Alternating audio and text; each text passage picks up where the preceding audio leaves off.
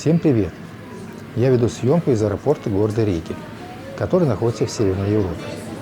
Примерно через час мы планируем вылететь из него на Мальту. Мальта – это очень маленькая островная страна в Южной Европе. Я бы даже сказал, что это самая южная точка Европы.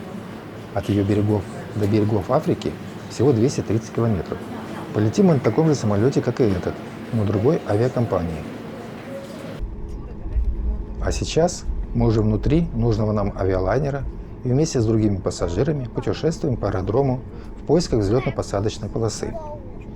Длина последней составляет здесь 3 километра 200 метров, и данное обстоятельство позволяет принимать на ней практически все виды самолетов.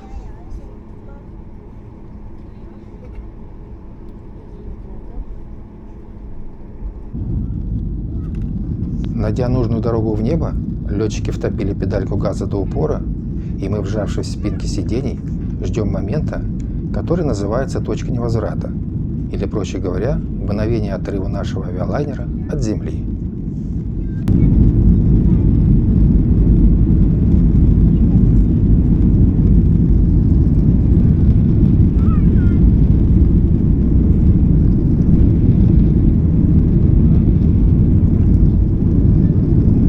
И вот этот момент настал, и самолет, задрав нос кверху, резко стал набирать высоту.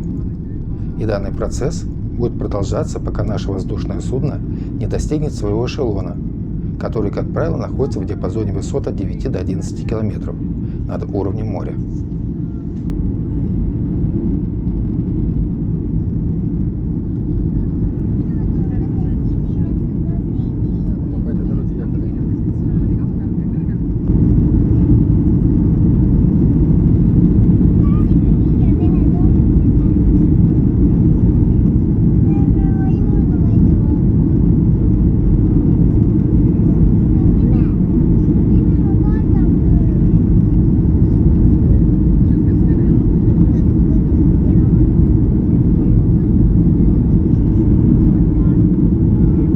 А здесь мы вошли в облачность, и я предлагаю посмотреть маршрут нашего движения до нужной точки.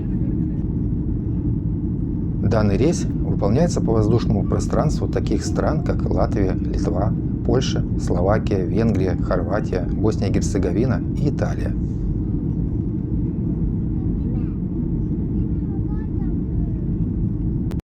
В данном месте облачность позволила наконец рассмотреть земную поверхность, и мы увидели озеро Пливское и Малопливское. Они находятся в Боснии и Герцеговине и являются популярным местом отдыха. А еще на его северном берегу, в местечке Мостич, находится интересная достопримечательность, представляющая собой необычные водяные мельницы. Они были построены в период турецкой оккупации этих мест и использовались для перемолки зерна. А в 5 километрах за озерами речка Плива, которая протекает через них, низвергается вниз с Пливского водопада.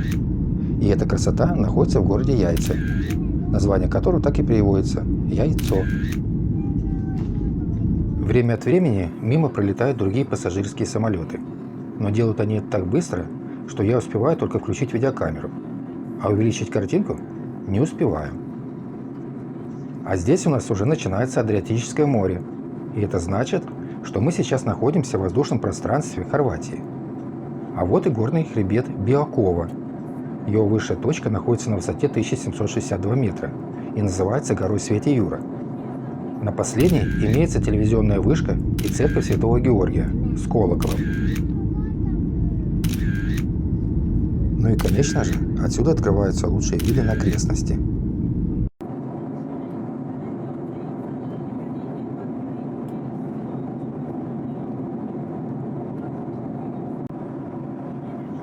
А вот это хорватский остров Брач.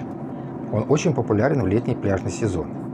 А его пляж Златни Рат с белоснежной галькой считается самым красивым пляжем Хорватии.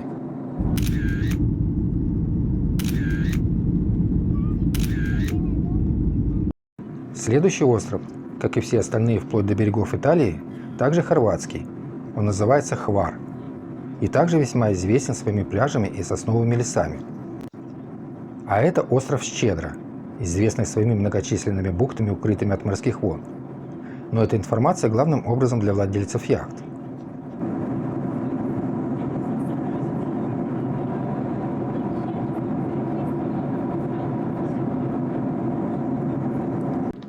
А это последний большой остров на пути в Италию – остров Корчула, который раньше назывался Черная Киркира в честь одноименной греческой колонии в восточной части острова. Сегодня этот город называется Корчула, и именно он является главной архитектурной достопримечательностью острова.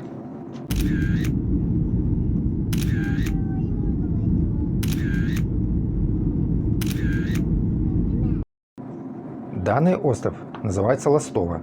Он известен своим изрезанным берегом и морским маяком. Летим дальше и видим маленький островок Сушец, который известен своим маяком с размещенным в нем отелем.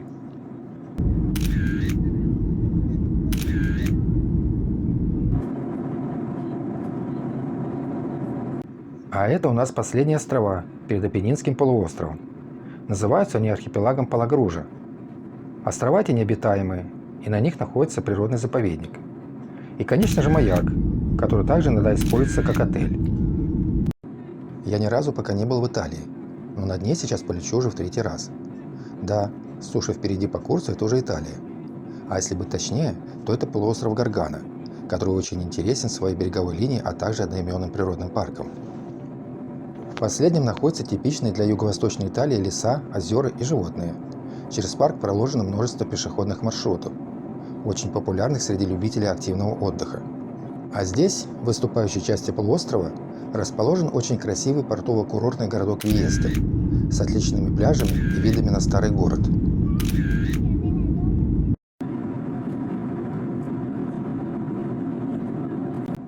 А там в дымке укрылся старинный город Бари, рядом с которым находится международный аэропорт, благодаря которому можно прилететь в эти места напрямую.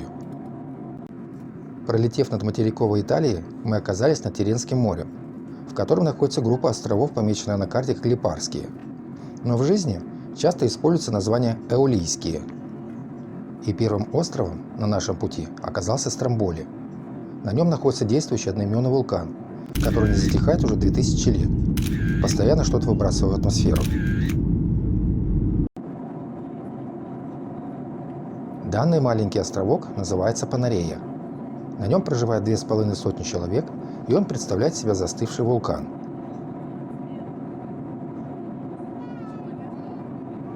А данный остров носит название Салина и является самым плодородным из всех обозначенных островов.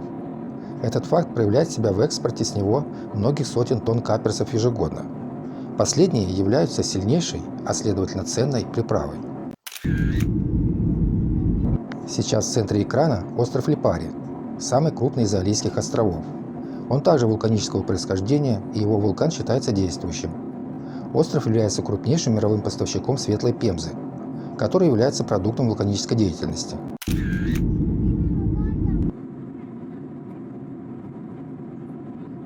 А вот этот остров – последний на нашем пути в Сицилию, если, конечно, не считать, что Сицилия тоже остров. Называется он Вулькано, и само название подсказывает, что он также имеет вулканическую сущность. И действительно, на острове находится действующий вулкан, который очень популярен у туристов. До 19 века остров был главным местом в Италии по добыче серы, которая также является продуктом вулканической деятельности.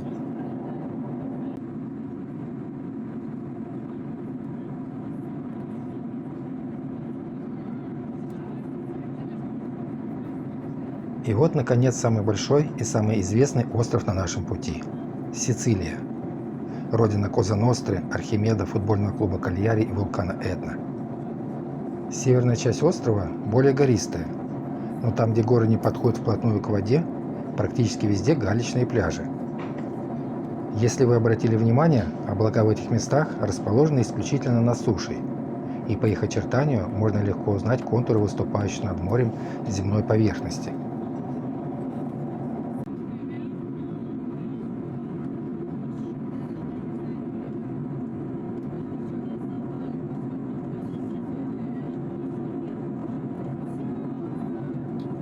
Сейчас мы пролетаем над горной деревушкой Галатима Мертина.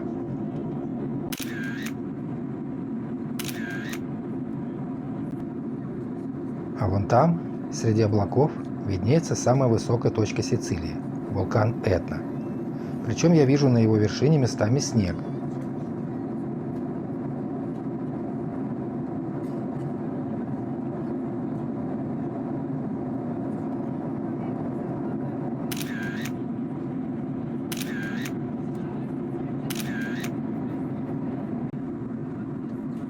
Еще одна попытка заснять спрятавшийся за облаками вулкан.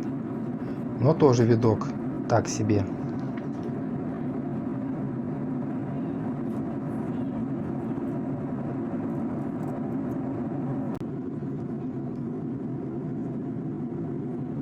А это уже южная часть острова. И как видите, здесь уже все поделено на земельные участки.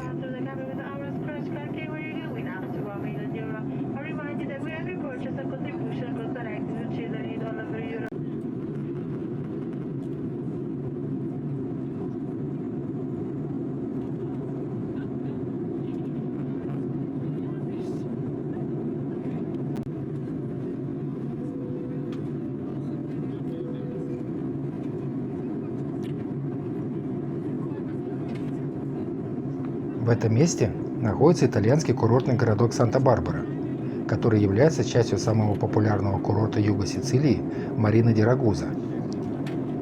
Наш самолет тем временем начал уже снижение, и мы прощаемся с воздушным пространством Сицилии и Италии.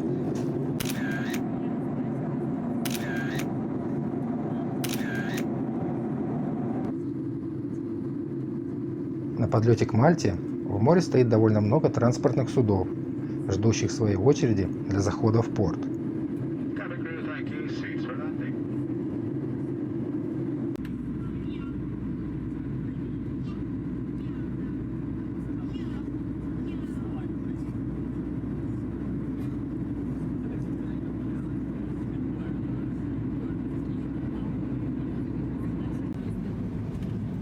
А вот и сам остров Мальта, встречающий нас в этом месте скалистым берегом.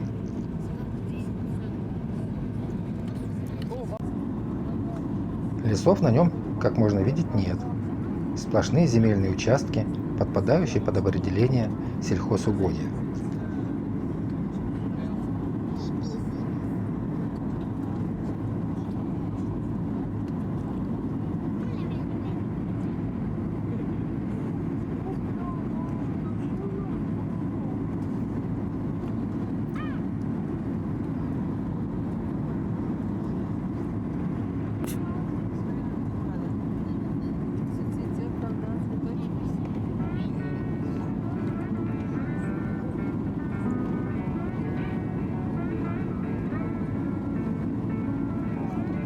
Ну вот, собственно, и весь полет.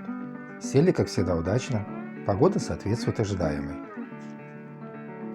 Это у нас вид на Мальтийский международный аэропорт Святого Луки со стороны летного поля.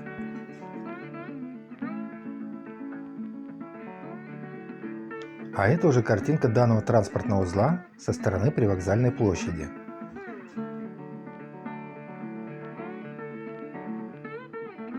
Ну и сама привокзальная площадь, представляющая из себя, как и везде, большую автостоянку.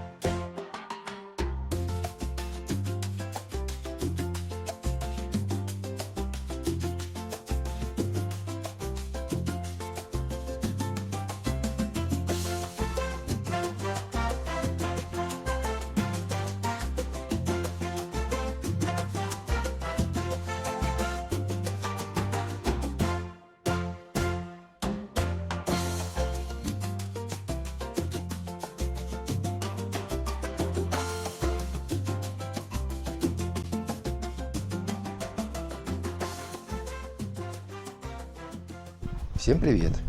Сегодня у нас по плану прогулка по Биргу. Но пока мы в него не вошли, покажу плоды опунции, или мальтийского кактуса. Говорят, они вполне съедобны и используются для приготовления варенья или мальтийского ликера. В самом Биргу с буйной растительностью похоже, но такую вот красоту встретить можно. Благодаря вот таким укреплениям, окружающим город со всех сторон, Биргу выдержал великую осаду, устроенную для него в 1565 году турками-османами. А это гавань, в которой когда-то швартовались корабли ордена госпитальеров.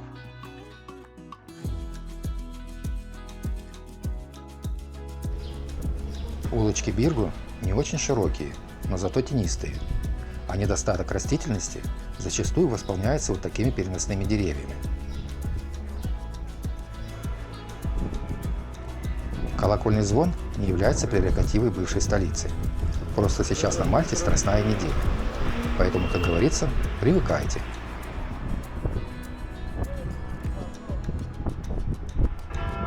Еще одна улочка с переносной растительностью. А почему кусты посередине? Так это потому, что так интереснее. Да и пешеходные потоки разделяют. На набережной Биргу улочки пошире, воздуха побольше, и деревья растут из правильного места. Внутри города также есть пара асфальтированных дорог. В частности, по этой курсирует автобус номер 2 из Валетты. В связи с неровностями рельефа, на котором построен город, дорожное покрытие некоторых улочек выполнено в форме длинной лестницы с широкими ступенями, перилами посередине и горшковой растительностью по краям.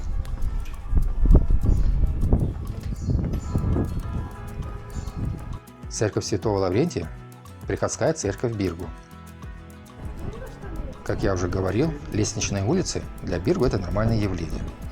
А еще они бывают с поворотами, как в данном случае, и с декоративными пальмами.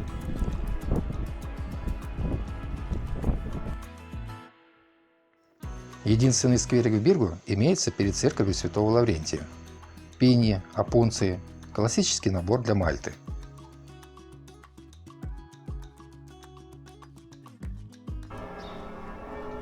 Мы же продолжим прогулку по неровным улочкам Биргу, украшенными домашними цветами. И у меня уже появляется мысль, что данная ситуация как-то связана с предстоящей Пасхой. Нигде больше на Мальте я не видел такого количества растений и цветов под стенами домов. Я думаю, что особо внимательные люди заметили пустынность улиц Биргу. Объяснений этому у меня только два. Первая гипотеза подтверждает близость к городу пустыни Сахара, и облажная пыль из Африки, третий день висящая над островами, этому прямое подтверждение. А вот эти арочные ворота называются Порта де ла Виктория, или Ворота Победы по-нашему. Прямо за воротами находится здание морского музея Мальты, которое раньше являлось военно-морской пекарней Средиземноморского флота Великобритании. Несмотря на отсутствие тростника, водную гладь весело рассекают утки, а вокруг стоит лес из мачт. Еще одной гипотезой, объясняющей пустынные улицы второго старейшего города острова, является несезон. Туристов не так много, и они в основном тусуются в столице Валетте. А когда они там уже вмещаться не будут, вот тогда заполнят и эти улицы. И я даже допускаю возможность, что в сезон из-за большого количества туристов не будет видно даже этих джунглей под стенами. Но есть на Мальте, и не только здесь, еще одна проблема старых городов, и называется она исторический памятник. А данные объекты запрещено перестраивать, и как следствие, жизнь в этих домах лишает людей таких благ цивилизации, как гараж, лифт, супермаркет и так далее. Зато здесь есть возможность разводить кур под мандариновыми деревьями, используя для этого крепостные рвы.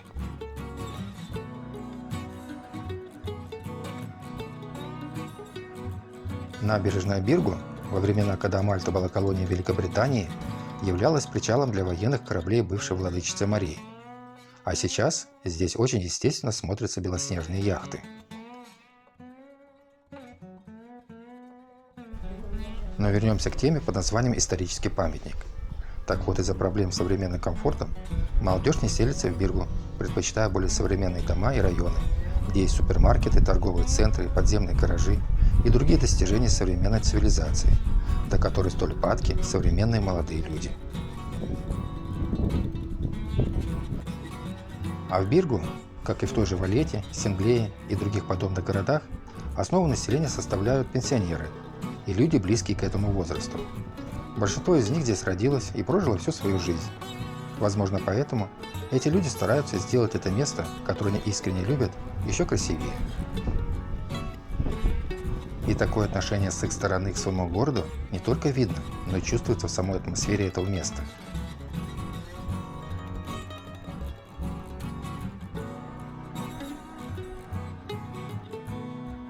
А это самая известная достопримечательность Биргу – форт Сант-Анджело. Первый форт, который построили рыцари-госпитальеры на Мальте. Серьезное сооружение. Но мне лично улочки города как-то лучше на сердце ложатся. В данном случае мы идем по Хилл-да-Табоне, которую я считаю самой красивой в Биргу. Впрочем, судите сами.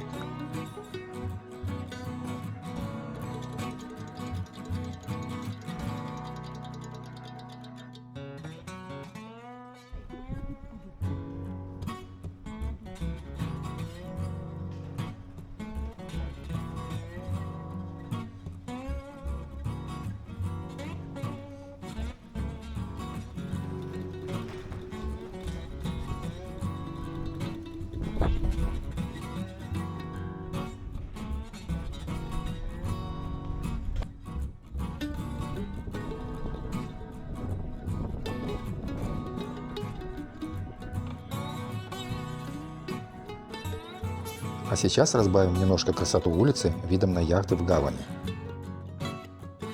И снова Хилл-да-Табоне.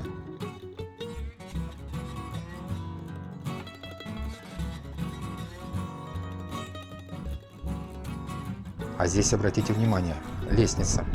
И как бы сам собой возникает вопрос: а как тут оказались эти припаркованные машины?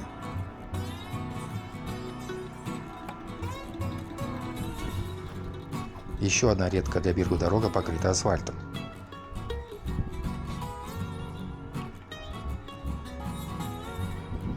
А это очередная пустынная ступенчатая улица. Но судя по горшкам с растениями, не все так плохо и безлюдно. Ближе к вечеру из этих дверок потянутся в ближайшее кафе местные пенсионеры, чтобы выпить бокал вина и выкурить сигаретку-другую. Но если учесть религиозность мальтийцев и то, что сейчас на Мальте Страстная неделя, нельзя исключить и тот факт, что горожане в данный момент находятся в церкви.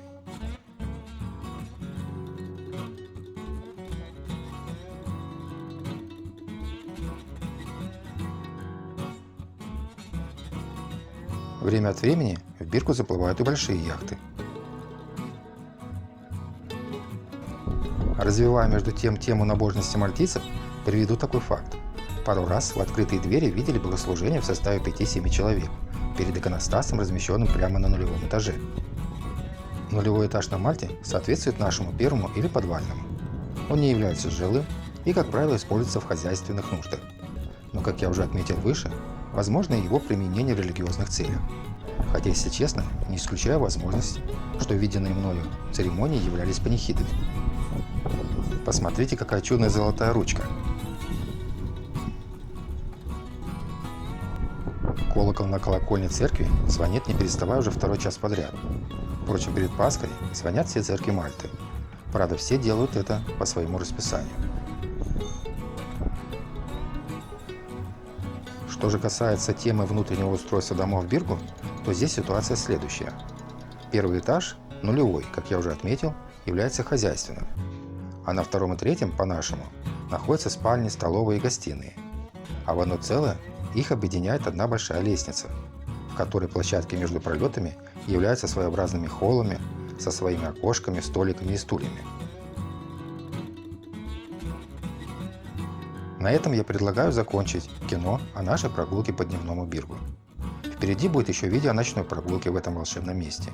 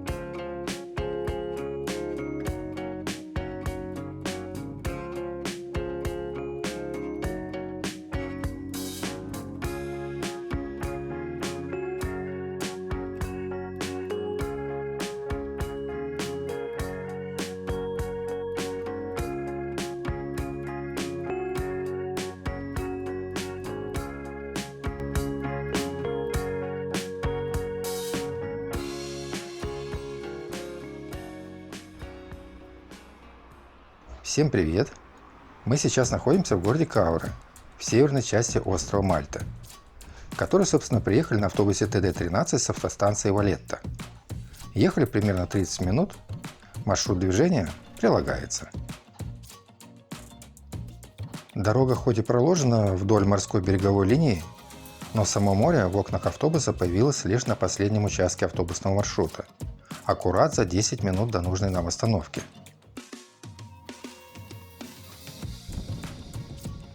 Синевое небо вокруг уже третий день закрывает пыль из Сахары, поэтому красивых морских пейзажей не ждите.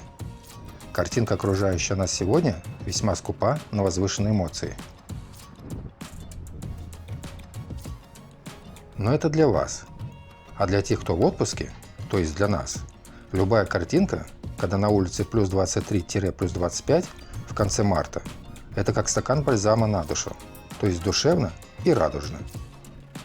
Целью же сегодняшней нашей поездки стал Национальный аквариум Мальты, часть которого в качестве рекламы встречает каждого прилетающего на острова в международном аэропорту этой маленькой республики. В данный момент мы уже достигли конечной точки нашего маршрута, пройдясь от остановки метров 400-500, и сейчас изучаем окрестности аквариума. Сейчас основу картинки, попадающей в объектив камеры, представляет спокойно выглядящий залив Святого Павла. Причем не так уж далеко расположенный противоположный берег залива практически не виден из-за большой концентрации пыли в воздухе. Но, пожалуй, пора зайти в сам аквариум.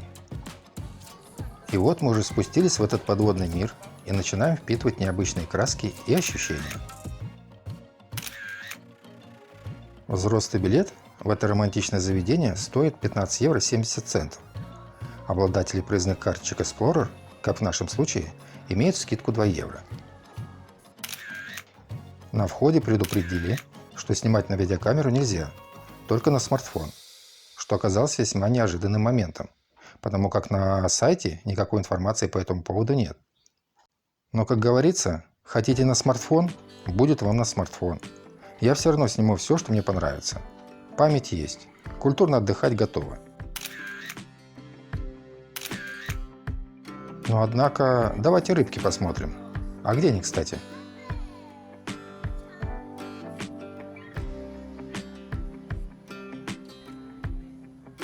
А, вот, нашел.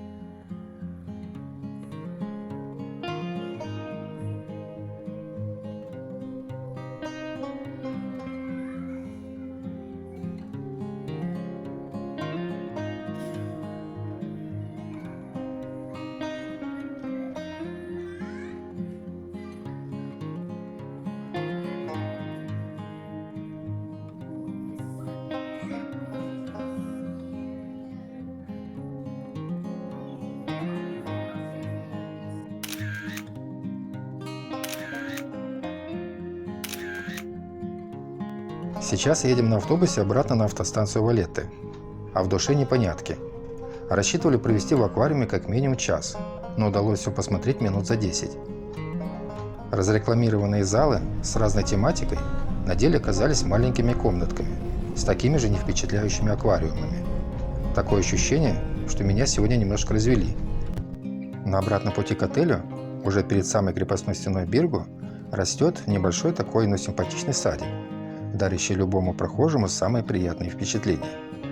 Что же касается рекомендаций по посещению аквариума, то я думаю, что эта мысль будет удачна только при наличии маленьких детей, потому как именно на эту возрастную группу рассчитаны его экспонаты. На этом у меня все. Всем пока!